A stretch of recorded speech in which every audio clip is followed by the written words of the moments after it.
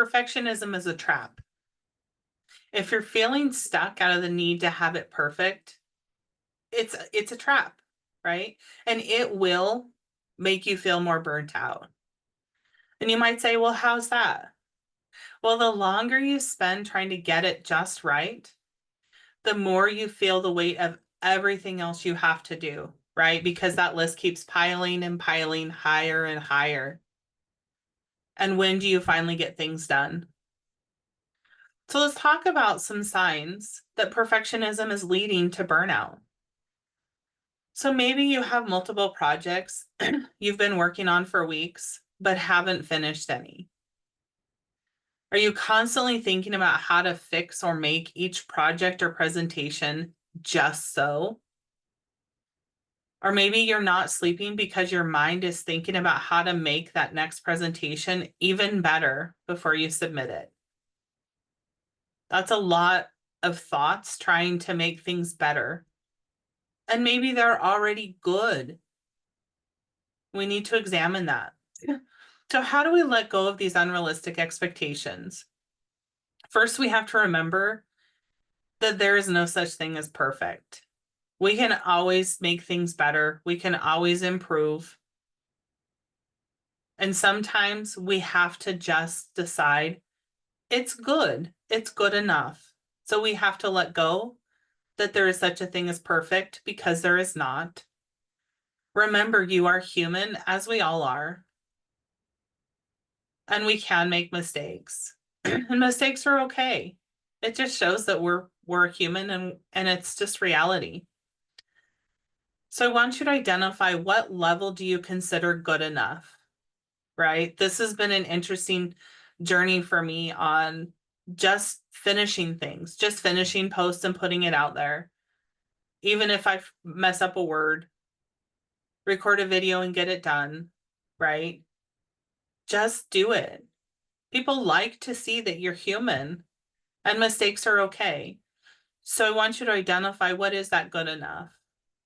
What level are you satisfied with that's realistic? Because you need to finish those projects. They can't all keep hanging on for months and years.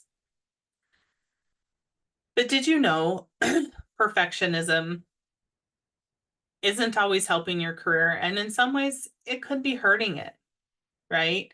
And the reason for that is because you're not getting tasks done, which means you have a lower productivity. So perfectionism isn't ideal because it doesn't exist, right? Employers want things done well and professional, but perfect, probably not possible. And sometimes it's more important to be getting things done and completed than it is for everything to be just so. So did you know there's a link between imposter syndrome and perfectionism? Right? Perfectionism comes from the need to get things just right in order to be seen as good. But good doesn't equal perfectionism. And the more you're questioning your skills, the more you lean into perfectionism because you're self-doubting, right? That imposter syndrome's coming up. If I'm uncertain of my skills, I'm going to try to make it perfect because then I can prove to myself and others that I am good, that I have those skills. They go hand in hand, but they don't need to. So let's find ways to embrace good enough and still be excellent, right? Good enough is a relative term, and I recognize it might be slightly different for each person. But it's focusing on completing the project to the best of your ability and finishing, deciding, I did my best, it's done. I'm not going to work on it anymore. Embracing good enough is not trying to complete something according to somebody else's standards.